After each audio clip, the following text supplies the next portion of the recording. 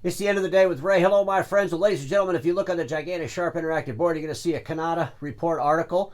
I'm not going to share the whole article. I took the article and I took out some sections that I want to highlight because in this article there's some information that's bizarre. And there's also a pretty big mistake regarding numbers, financial numbers. And these mistakes regarding financial numbers just get to be outrageous sometimes in our industry. But ladies and gentlemen, Frank Cannata was invited to the Konica Minolta Roadshow, I guess. They're going to have these little meetings instead of having a big national meeting. They're trying to save some money, which is a good thing because Konica Minolta needs to save money. He does a report from attending that meeting, and I'm reading the report, and he made a big mistake regarding some math around dollar amounts.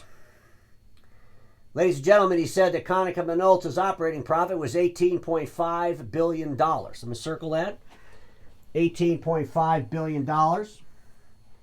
This article was published on February 27, 2024. You know, the more I look at how the industry's media and analysts presents financial information about the OEMs, the more I'm convinced they don't bother to dig into this at all. They really don't. I mean, we see some new folks out there now copying and pasting OEM information in their financials and calling it a financial report with no editorial.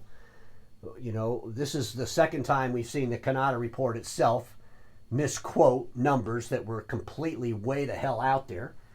But $18.5 billion in operating profit at Konica Minolta, my God, they wouldn't have to have webinars and explain why their financials suck so bad if they were actually producing $18.5 billion in operating profit. So I strongly urge the Cannata report to please make sure that when you're editing this stuff, you really pay attention to that. I mean, we saw this happen at the RICO meeting. Remember the hundreds of billions of dollars RICO's was investing in R&D? But ladies and gentlemen, there were some other things in this article I just found amusing, and this isn't by the author. He's just reporting what he's seeing here at this meeting. But it's nuttiness. And it explains to me why our industry struggles so hard in diversification, why our industry struggles so hard with IT services.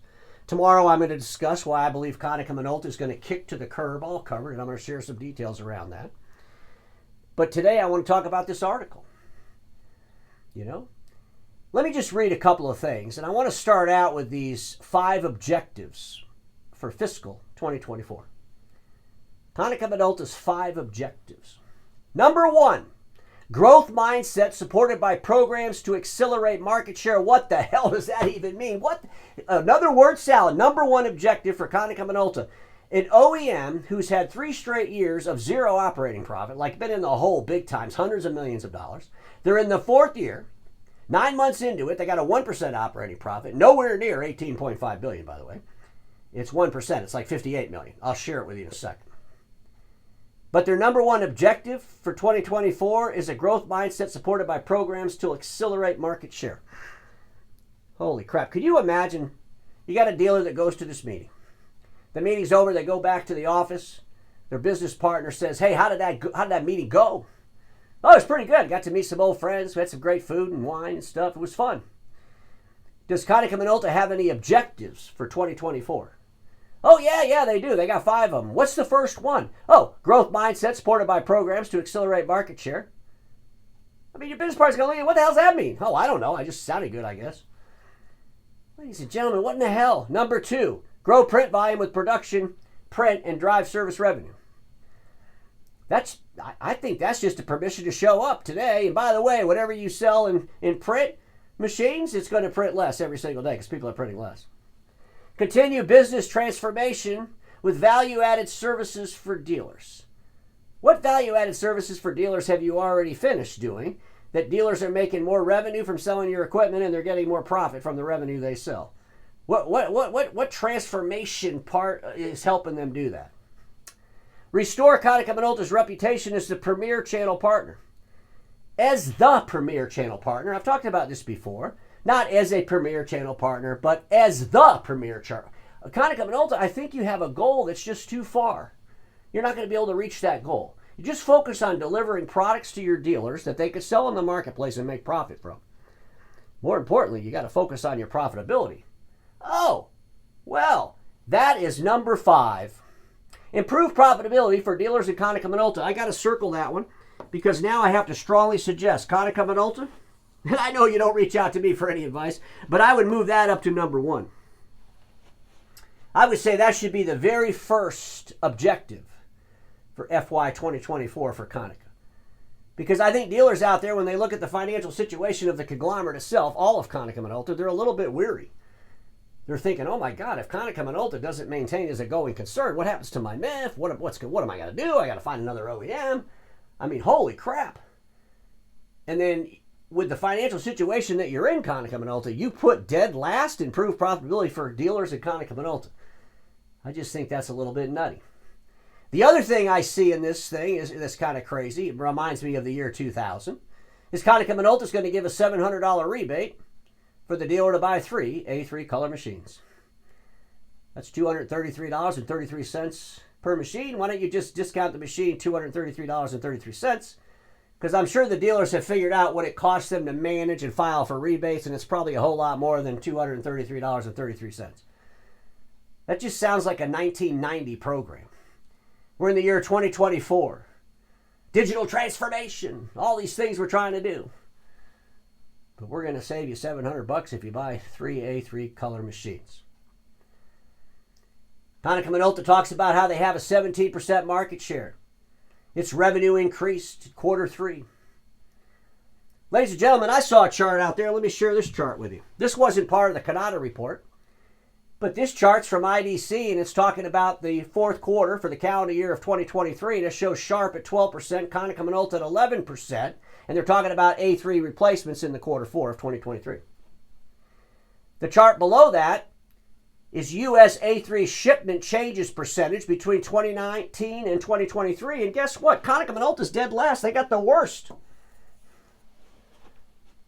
The worst percentage change between 2019 and 2023. The folks that were ahead, Kyocera and Sharp. Konica Minolta, I think instead of focusing on a chart that might make you look good, why don't you focus on making sure that you have profitability as a conglomerate, maintain as a going concern, so that you can go out in the marketplace and help dealers grow their revenue and increase their profits. Ladies and gentlemen, just a little refresher course from my analysis of Konica Minolta's first 9 months of FY 2023. The company total revenue was $5.7 billion the first 9 months. Keep in mind, this is an old slide. The Forex changes every single day, right? But when I did it, it was $5.7 billion in revenue for the first 9 months. They had a $58.8 million operating profit. If you look at that digital workplace and professional print business unit, it was $4.4 billion total revenue between the two. Had an operating profit of $194.9 million, 4.4%. That's okay. But remember when I shared Brothers financials and I talked about Brothers print business at 13%? We see the percentage at Cannata. We see the percentage at Kyocera. We see, folks, there's a lot of folks crushing 4.4%. And you would think that if Konica Minolta is delivering all these services, all this value, all this transformation, they would be able to increase their operating profit, especially in the digital workplace business unit where they have the DWDX, where all covered and all that stuff lives. And ladies and gentlemen, I'll address all of that in tomorrow's episode. But I would strongly urge my friends out there that are analysts, when you go to these meetings, you should start questioning some of this stuff. Could you imagine if analysts went to these meetings and then they brought up some things that they thought were kind of nutty and they held the OEMs accountable? Well, then the OEMs probably wouldn't invite them to the meetings. They wouldn't be able to go and have fun and drink wine and stuff. But boy, they'd be better if all the analysts did it. Wouldn't they? Ladies and gentlemen, I'm hoping that 2024 is the year that our analysts and consultants finally stop their pandering nonsense and actually hold OEMs accountable and hold the industry accountable so that we can actually all maintain as a going concern, because everybody watching me knows this: status quo is the killer of all that'll be invented. Don't get stuck in status quo, and I'll see you all tomorrow.